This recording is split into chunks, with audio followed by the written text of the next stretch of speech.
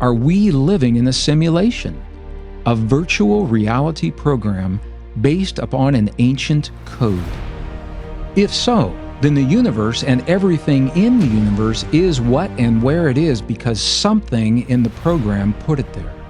And that would mean that we're living in a reality where everything is based upon that code and can be changed. By its nature, the exploration of belief is a journey that's deeply personal. Each of us has developed a little different take on our own beliefs while finding a way to fit them into the collective beliefs of our culture, religious teachings, family, and friends. And since belief is such an intimate experience, there are probably as many ideas about what belief is as there are people having the beliefs.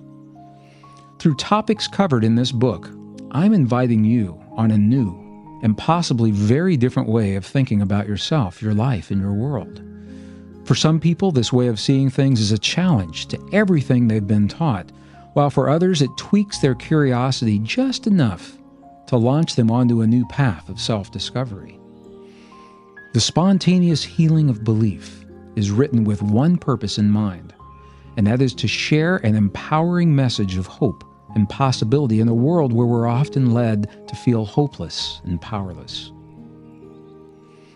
The Sufi poet Rumi once described the curious nature of our relationship to reality, saying we are the mirror and the face in the mirror. We are the sweet cold water and the jar that pours the water. With an eloquent simplicity, Rumi reminds us that we are continuously creating reality, sometimes consciously and sometimes unconsciously, and doing so while we experience what we've already created. In other words, we're the artists as well as the art, suggesting that we have the power to modify and change our lives today while also choosing how we create them anew tomorrow. While for some people these empowering analogies are a refreshing new way to view the world, for others they shake the foundation of long-held tradition. It's not unusual to see leading-edge scientists reluctant to acknowledge the implications of their own research when it reveals that we are, in fact, powerful creators in the universe. When I share this irony with live audiences, it's often received with a response that echoes a classic line from the film A Few Good Men. In the powerful 1992 drama, Guantanamo Bay Base Commander Colonel Nathan Jessup, played by Jack Nicholson, is under courtroom examination by Lieutenant Daniel Kaffee, played by Tom Cruise. When he is asked for the truth regarding the mysterious death of a U.S. serviceman at the base, he acknowledges that his answer would be too much for the people in the courtroom to bear. As Jessup's response echoes throughout the silence of the courtroom, we hear the timeless words, "You can't handle the truth." We may find that those words beautifully describe the greatest challenge of our time in history. Can we handle the truth that we've asked ourselves to discover? Do we have the courage to accept who we are in the universe and the role that our existence implies? If the answer to this question is yes, then we must also accept the responsibility that comes with knowing we can change the world by changing ourselves. We've already seen that the widely held beliefs of hate, separation, and fear can destroy our bodies and our world faster than we could ever imagine. Maybe all we need is a little shift in the way we think of ourselves to recognize that we are cosmic artists, expressing our deepest beliefs on the quantum canvas of the universe. What are the chances that by changing the destructive beliefs of our past into life-affirming beliefs of healing and peace today, that we can change the world of today and the future as well? We may not have to ask ourselves this question much longer. New discoveries about the power of belief suggest that we're all about to find out. We're being given greater opportunities, under more extreme conditions, with more powerful consequences, so we can find out which of our beliefs work and which ones don't. And the intensity with which the opportunities seem to be coming our way suggests that it's important that we learn what works soon before we find ourselves in a place where such skills are a must. Well, at first blush, we find our minds reeling from the magnitude of what such a possibility implies. Then we find ourselves taking a closer look, a deeper breath, sitting back in our chairs and saying, this actually makes sense. It makes a lot of sense. This may just be the way things really work. The reason is because the comparison between the stuff that our everyday world is made of and the stuff of a computer's world works so well. Let's take a closer look. On and off, the polarities of the universe. No matter how large or how small, how simple or how sophisticated a computer appears to be, each one has a language that it uses to get things done. In our familiar desktop or laptop computer, that language is a code based on patterns of numbers made of ones and zeros that represent on and off, here, not here, the shorthand for the very polarities that make the universe what it is. But don't think that ones and zeros don't hold much power just because they're based in a simple idea. On the contrary, binary language may be the most powerful language in the universe. It represents the way things seem to be. They either are or they aren't. This language is universal.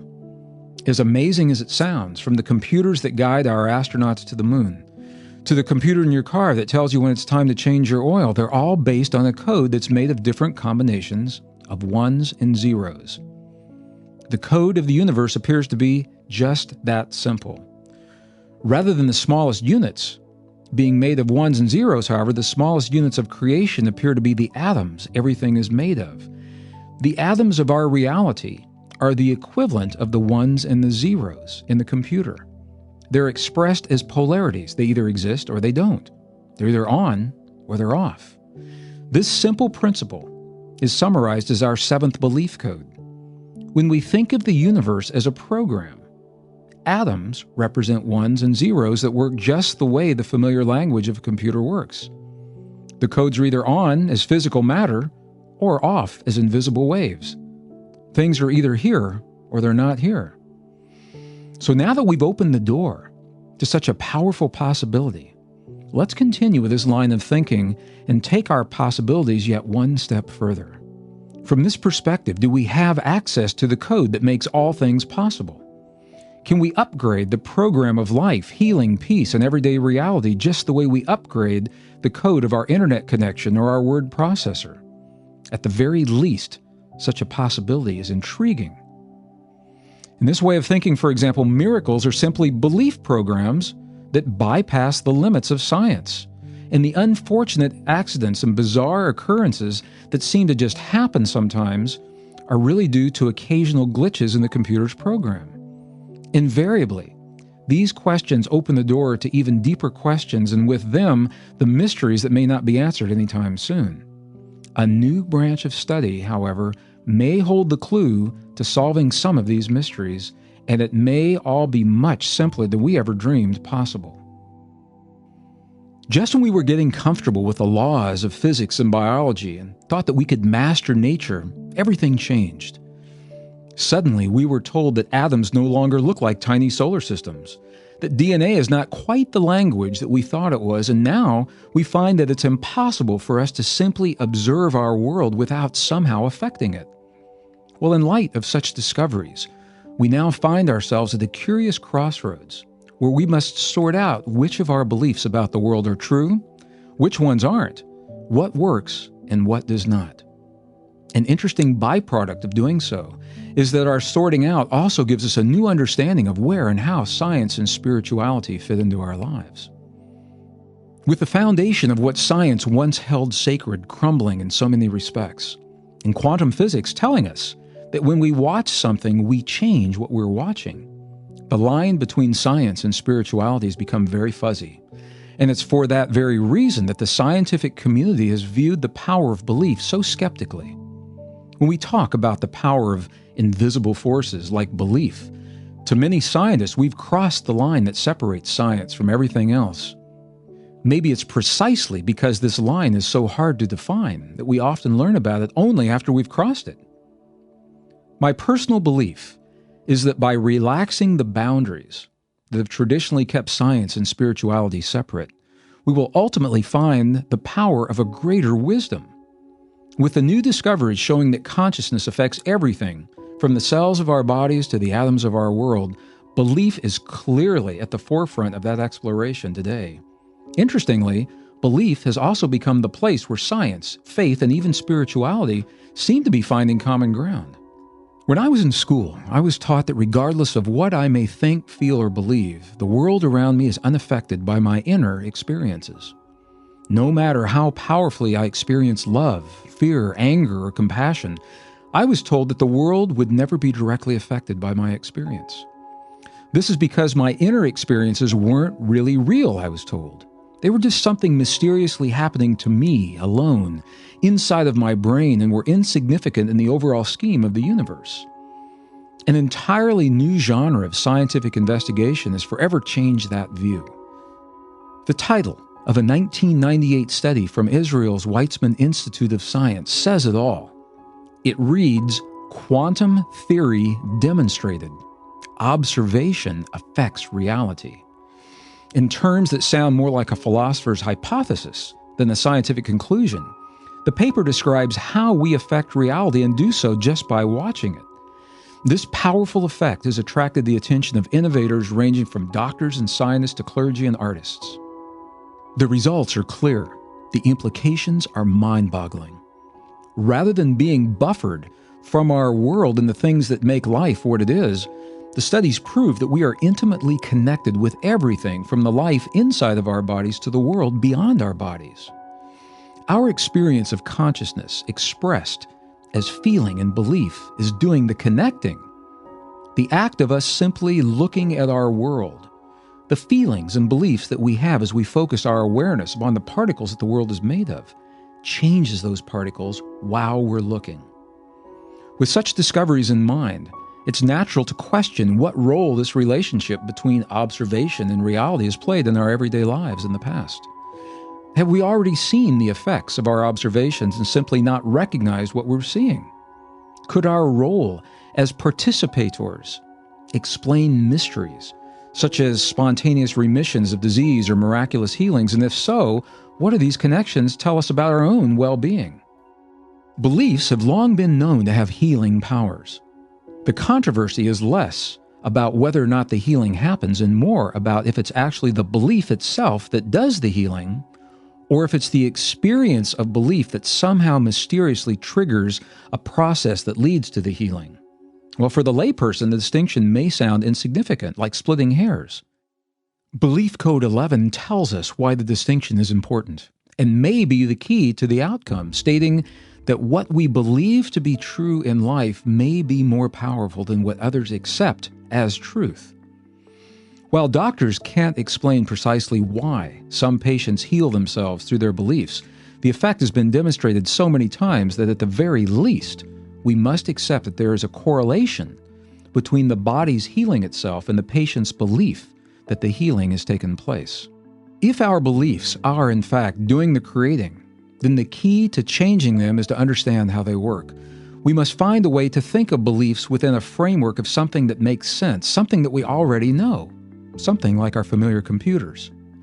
In Chapter 1, we explored the possibility that the universe may work just like our familiar computers, with beliefs as the programs.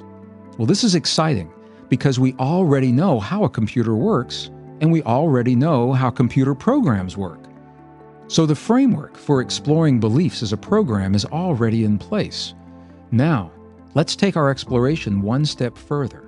Let's see precisely how much of a program our beliefs really are and how we can create new belief programs that speak to the computer of this universe.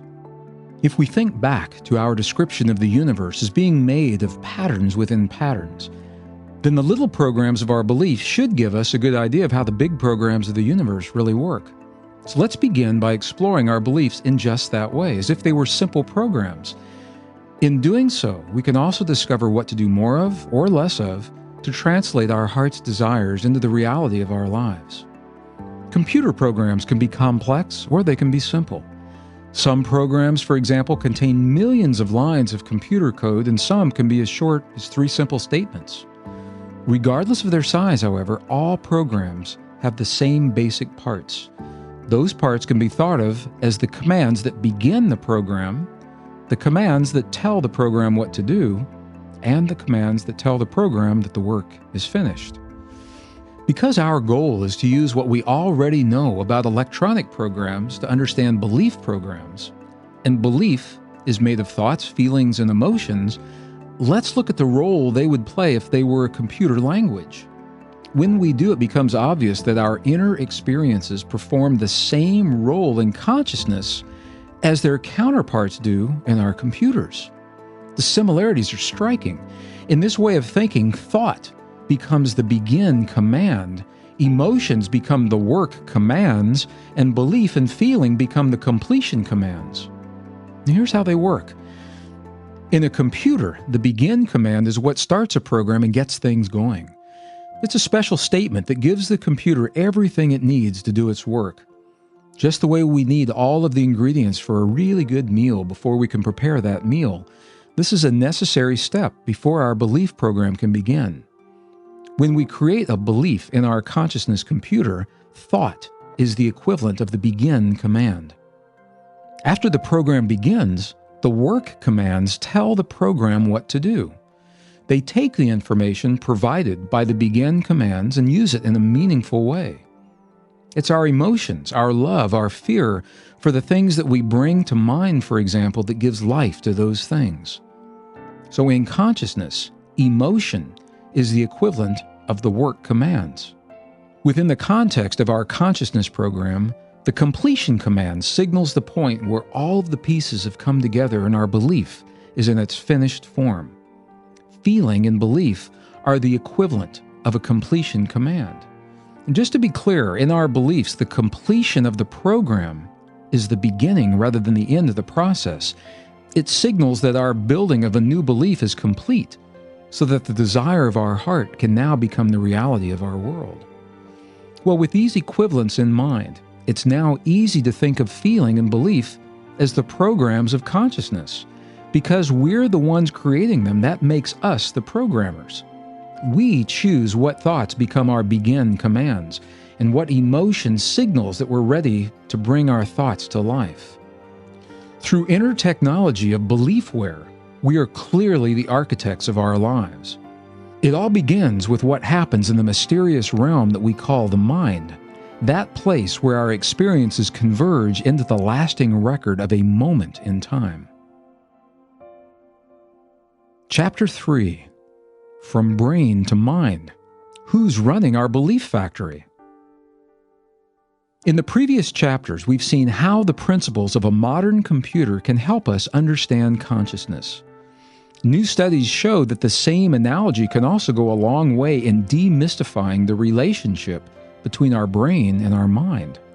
In his groundbreaking book, Consciousness Explained, Daniel Dennett, the director of the Center for Cognitive Studies at Tufts University, says that we can actually think of our brain as a computer of sorts, and that doing so gives us a powerful metaphor to understand how we use information.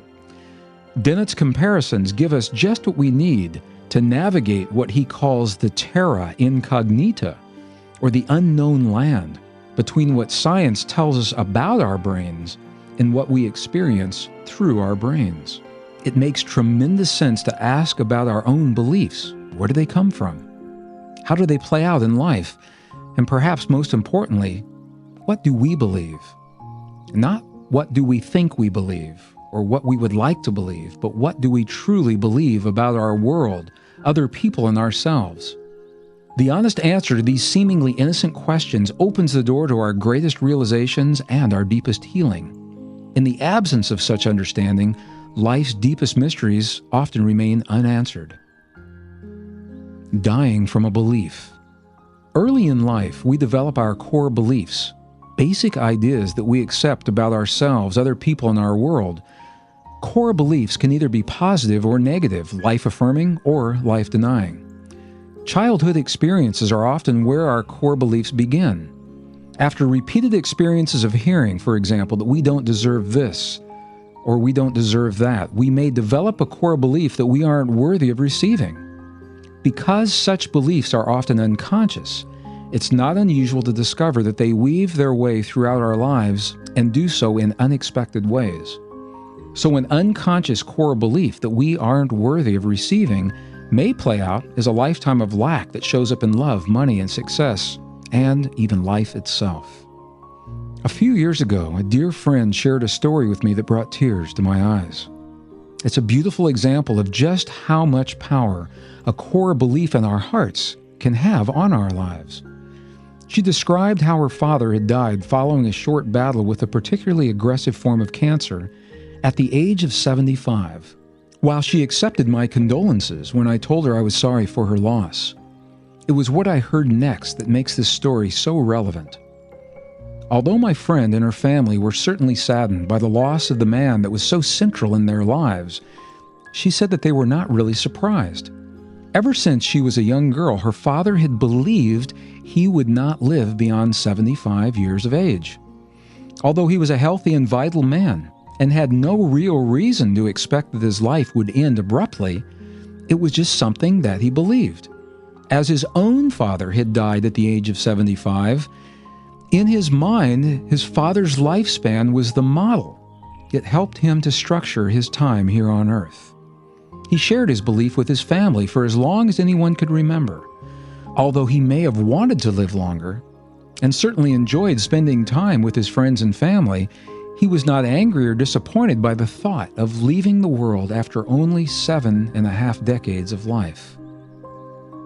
Based upon the previous chapters of this book, and the power that we know is held in our beliefs, what comes next should be no surprise. On the man's 75th birthday, his family and friends surrounded him to help him celebrate. Shortly thereafter, he was stricken with cancer. Following a brief battle with the disease, he died, just as he believed he would before the end of his 75th year on earth. When we hear stories such as this, we find ourselves asking, is it simply a coincidence? Is it a coincidence that someone's lifespan just happens to conform precisely to his or her expectation? Or the expectation of those in his or her family? Or is it something more? With the renaissance of interest in the mind-body connection that began in the late 20th century, new studies are appearing almost weekly in scientific and mainstream journals that identify a direct link between the way we think and feel in our bodies and the way that the body functions. It's that link that plays out in our everyday lives, just as the story of my friend's father demonstrated. While the previous story illustrates the power that a belief can hold for one person, could that power run even deeper in a way that affects us all? Is it possible, for example, that collectively we share in a belief that's so common and affects us on such a deep level that it has actually established the limits of the human lifespan? And if so, can that belief be healed and the limit changed? The answer to both of these questions is yes. The source of such a belief may surprise you. Do we die before our time? Have you ever wondered why we die after only 70 or 100 years in this world? Aside from the obvious trauma of things like war, murder, accidents, and poor lifestyle choices, what is the real cause of death in humans? Why is it that the odds of continuing a healthy, vital, and meaningful life seem to work against us as we pass what is often considered midlife and later approach the 100-year mark? Well, here's a clue. The answer is not simply old age. Among scientists, medical professionals, and scholars alike, there's an agreement that our bodies have a miraculous ability to sustain life. Of the estimated 50 trillion or so cells that live within the average human, most are documented with the ability to repair and reproduce themselves and do so throughout our entire lifespan. In other words, we're constantly replacing and rebuilding ourselves from the inside out. Until recently, scientists believed that there were two exceptions to this phenomenon of cell reproduction. Interestingly, these are the cells of the two centers that are most closely identified with the spiritual qualities that make us who we are, our brain cells and our heart cells. Although new studies have now shown that the cells of these organs do have the ability to regenerate themselves, it also appears that they are so resilient they can last a lifetime and don't necessarily need to. So now we're back to the original question. Why does our lifespan appear to hover around the 100-year mark? What is it that takes our lives? With the exception of misused medicines and misdiagnosed conditions, the greatest killer of adults over the age of 65 is heart disease. I find this statistic fascinating because of the work that our hearts are built to do and how well they do it. Our hearts appear to be so vital to who and what we are that they're the first organs to form in our mother's wombs, even before our brains. The average human heart will beat approximately 100,000 times a day for each day of our lives. Well, in engineering terms, when the success of an entire project depends upon a single piece of equipment, that piece of equipment is given the status of mission critical.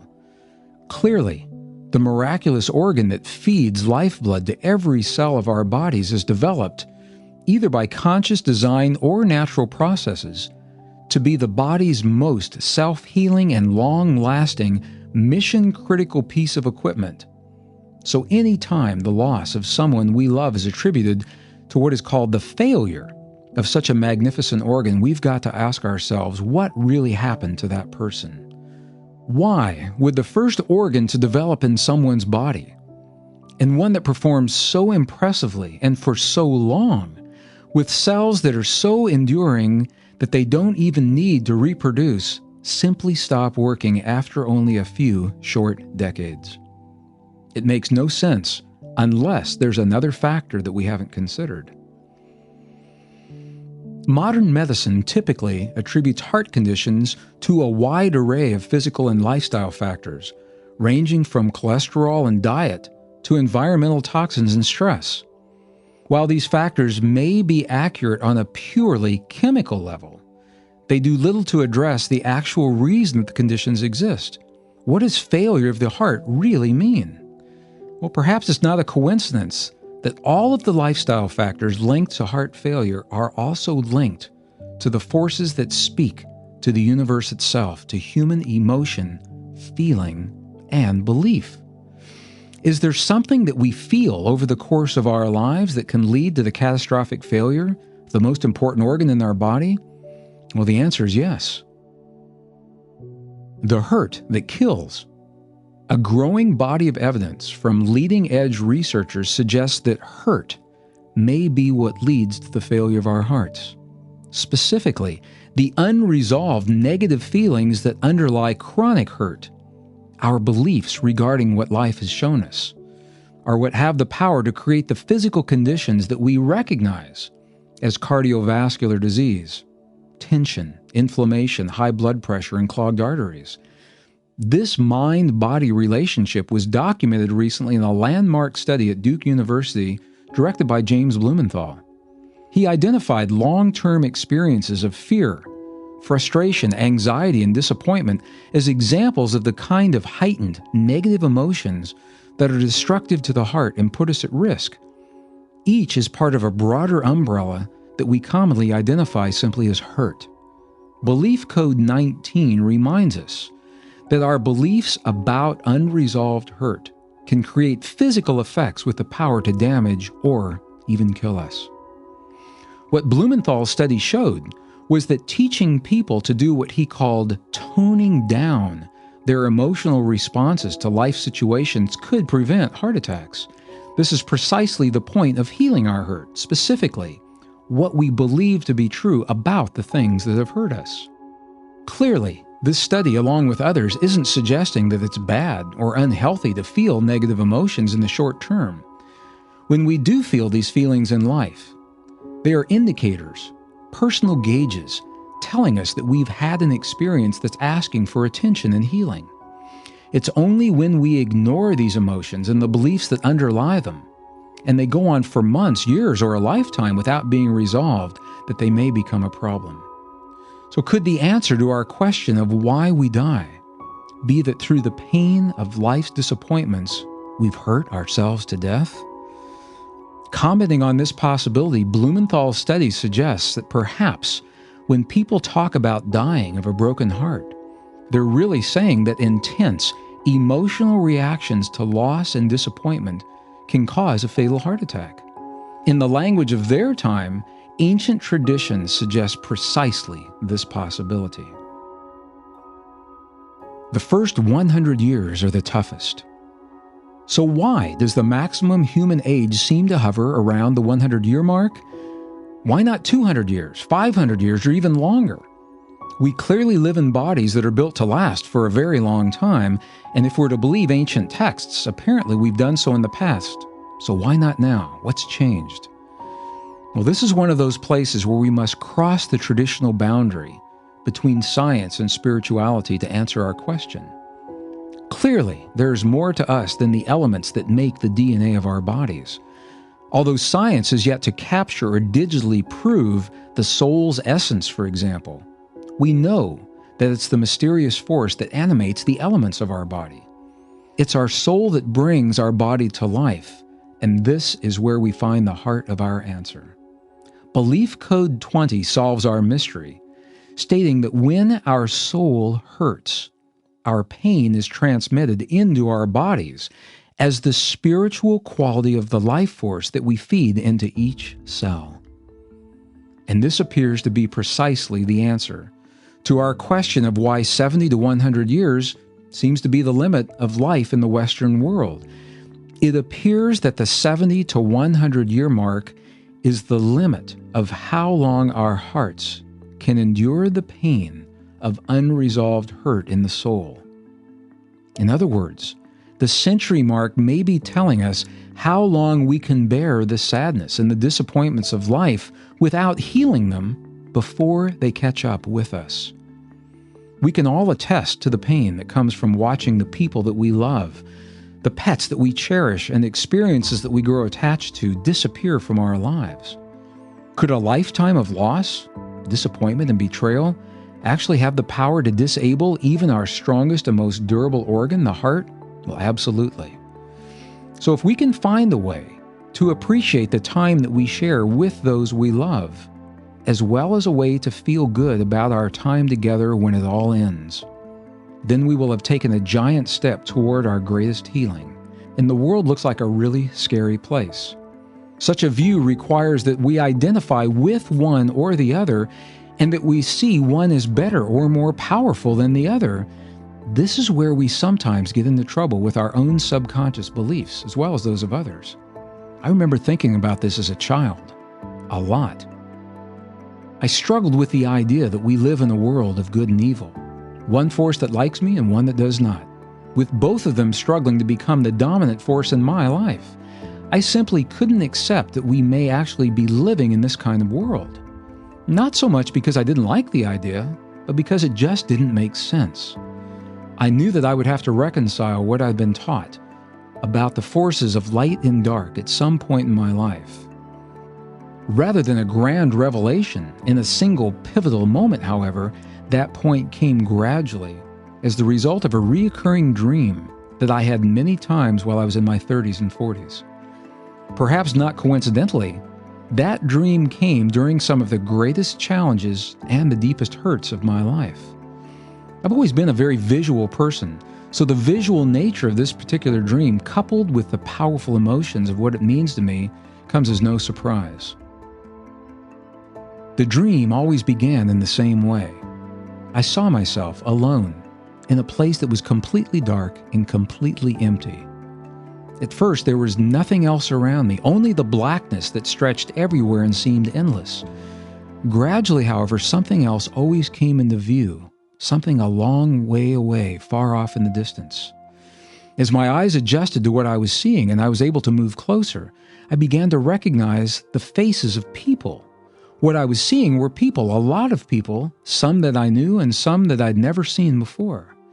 As the dream came into focus, I realized that in that mass of people was everyone that I'd ever known or will ever know throughout my entire life, including all of my friends, all of my family, and every person I've ever loved. And they are all there together, separated from me by a great divide that has opened in the blackness between us. This is where the dream got really interesting, Because on one side of the Great Divide was an abyss that was blindingly light, and on the other side of the divide was another abyss that was the darkest of the dark. Each time I tried crossing the divide to get to the people that I love, I found myself pulled off balance by one side or the other. Every time I resisted falling into either the darkness or the light, I found myself back at the place where I began, missing everyone tremendously as the people grew further and further away. One night I had the dream and something changed. It began the same, so by the time I realized what was happening, I knew what to expect. On this particular night, however, I did something different. As I started to cross the divide and felt the darkness and the light pulling me in opposite directions, I didn't resist, and I didn't surrender. Instead, I changed the way I felt in the presence of both, and I changed what I believed about them. Rather than judging one as good and one as bad, or either one is better or worse than the other, I allowed for both the light and the darkness to be present and let them become my friends. The instant that I did, something absolutely amazing happened. Suddenly, the light and the dark looked different to me. In that difference, they merged together, they filled the divide, and they became the bridge that led me to everyone that I loved. And once that happened, it was the end of the recurring dreams. While I've had other dreams that taught me in a similar way, I've never had that particular dream in that way again. Rewriting the rules of the ancient battle. While the effects of our beliefs play out in our relationships and health, ultimately, we're talking about what we viewed in the past as the ancient battle mentioned previously, the fight between light and dark forces, playing out in our bodies and in the world. For millennia, we've been conditioned to polarize these forces in our lives, to choose one and destroy the other. Although the battle is at least 2,000 years old, it's clearly with us today. We see it playing out through the technology and the beliefs of the 21st century. As with any battle, we've got to ask ourselves the question, if we're using the right strategy, then why hasn't somebody won? Is it possible that the ancient battle between light and dark is not a battle to be won or lost in the usual sense of the word? What if the whole idea is to change the rules that keep the battle going rather than to win the battle? What if the secret to this battle is less about winning and more about how we change the core beliefs that hold it in place? Maybe the key to the great battle between light and dark plays out as little skirmishes right in front of us all the time. If so, what can we learn from them? I've known people, for example, who say to me that they only associate with others who are of the light, or that the forces of darkness have taken over their friends and families. And when they do, I answer them with a single question. I invite them to draw the line between the two. I ask them to show me where the light ends and the darkness begins, and the moment that they even attempt to do so, I can show them something even more powerful than the forces of light and dark themselves. Because the instant that they begin to draw that line, they have just fallen into the ancient trap that keeps them locked into the very polarizing beliefs they tell me they're trying to escape. Here's the reason why. It's their judgment about good and evil, that one is better or more deserving of its existence than the other, that assures they will remain in that very condition, the condition they've told me that they want to change. Now, I'm not suggesting that my friends condone or agree with what darkness can bring into our lives. There is a huge difference, however, between judging these forces and discerning that they exist and what they represent. And it's in this subtle, yet huge difference that we find the secret that allows us to rise above the polarity and to heal the battle. Not just to survive the battle between light and dark, but to become greater than the opposites that the battle itself allows. This is what I believe the dream I described in the last section is all about. Well, for some people, the thought of blending light and dark into a single, potent force in our lives is something they always believed was possible, yet maybe never knew quite how to realize.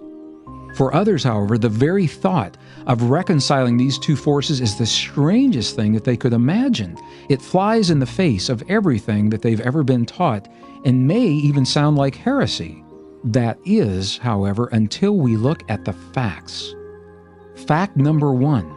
The beliefs and the feelings that we hold in our hearts are having an ongoing conversation with our brains in each moment of every day.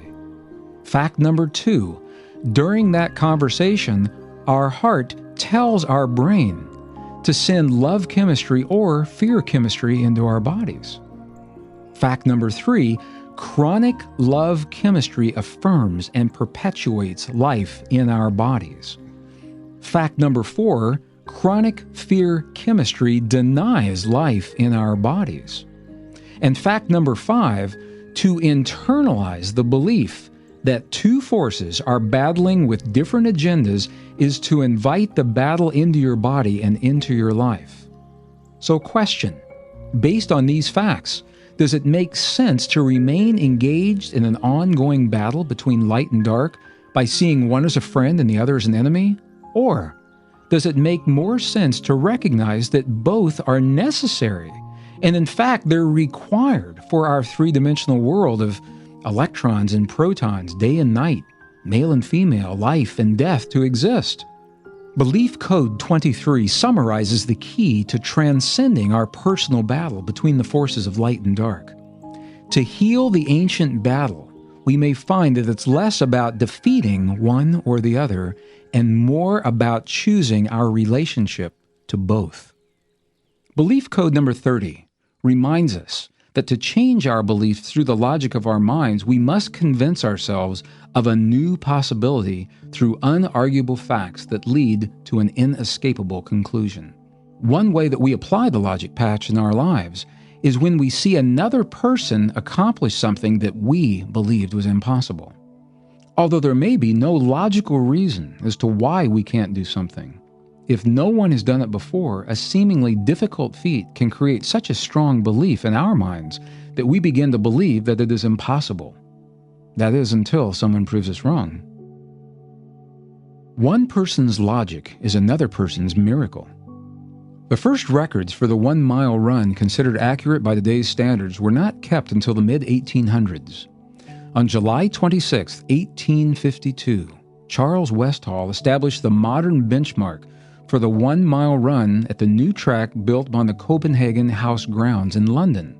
His time was a blazing 4 minutes and 28 seconds, setting a record that would not be broken for a long time by foot racing standards, another 6 years. While Westall's original record would be broken at least 31 times throughout the late 1800s and early 1900s, each time the new record was just slightly better than the previous one, sometimes only by fractions of a second. All were still over 4 minutes, the time that seemed like the human limit to run a mile. For over 100 years, though many people did try, it was thought, it was believed, that humans simply were not physically capable of covering 1 mile on foot in anything less than 4 minutes. That is until 1954, when the seemingly impossible happened. On May 6th of that year, British runner Roger Bannister broke the elusive 4-minute barrier for the first time in recorded human history. On a track at Oxford, England, he covered the mile in 3 minutes and 59.4 seconds. And here is where the story fits into the power of our beliefs. Although it had taken 102 years for Bannister to break the 4-minute mile, less than 8 weeks later, it was broken again by John Landy of Australia with a time of 3 minutes and 57.9 seconds. Once the seemingly impossible limit of the 4 minutes was broken, it shattered the collective belief that it could not be done and opened the door for others to follow with times that were even faster.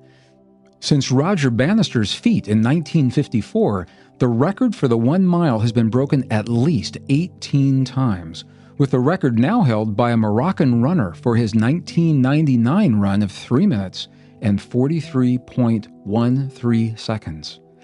Once it was clear in consciousness that the 4-minute mile was no longer a limit of fact, the beliefs of others were freed to discover what new limits might look like for them, and we continue to push that limit today. To those who were convinced that 4 minutes was the fastest that a human could ever run the mile, Roger Bannister's record-breaking time was a miracle. Because it hadn't been done for over a century, the critics of any attempt to break that record believed that it simply was impossible to do. To Roger Bannister, however, his achievement wasn't a miracle at all. It was the end product of the logic and the deduction that convinced him it could be done. So in an interesting twist, the logical process of one person planning and working toward a goal can seem like a miracle to others. As this example shows us, it takes only one person to demonstrate that something is possible, and that person's miracle can give us all the unconscious permission to do the same. So how did Roger Bannister do it? While only Roger himself will ever know precisely what was going through his mind to free him from the limit of the existing records, we do know that he used logic to set his professional goals and change his personal beliefs. First, he chose a goal that was clear and precise. It's rumored that during his training, he even slipped a piece of paper into his shoe inscribed with the exact time that he chose to run. He approached his goal using logic to convince his mind that the goal was attainable. Rather than looking at the entire record as an obstacle, he chose to think of the record in terms of being only mere seconds faster than another time that he had already accomplished. If we were to do the same thing today, using our model of the logic patch, Bannister's logic would sound something like this. If I can already run a mile in 4 minutes, 0.01 seconds, and if all I need to do is run 1 second faster than I have already run to tie the record at 4 minutes and 0 seconds, and all I need to do is run 1 second faster than that to set the new record at 3 minutes and 59 seconds, then I can do that. I can run just 2 seconds faster than I already do. In this example, when we think of things this way, it makes big goals seem more accessible in our lives. Rather than considering the entire world record, or the entire project in the office, or everything that it takes to change jobs, move to a new city, and begin a new career, we seem to do better if we can set our goals in small increments, with each one getting us just a little closer to our goal. When we apply this idea as a logic patch to our personal beliefs, it helps us to bypass the old ideas that may have kept us from achieving our greatest dreams and loftiest goals. Whether it's running the fastest mile in the world, organizing the wedding of the century, or changing careers in the middle of life, if we're going to convince our mind that the change can work, we need to understand how the mind works and to honor what it needs for our change to be successful. The key to this way of thinking is that you provide the information that's meaningful to you. And in that way, you are accessing your subconscious mind. And because we each work a little differently, your program might not work for someone else. While a logic patch can be a powerful tool, however, everyone does work a little differently. Sometimes we need more than simple logic to change our deepest beliefs on a conscious level. We need more than the reasoning of if this and then that statements to free our minds from an existing belief. It may be because the belief that we're trying to heal is just too close to us, so personal that we can't be objective, such as the life and death situation involving a family member. In these moments, logic just doesn't seem to work. This is when it's best to go directly to the one place in our bodies that was designed to create the belief waves that change our world. We need to go directly to the heart, and logic isn't going to do it. That's when we need a really good miracle.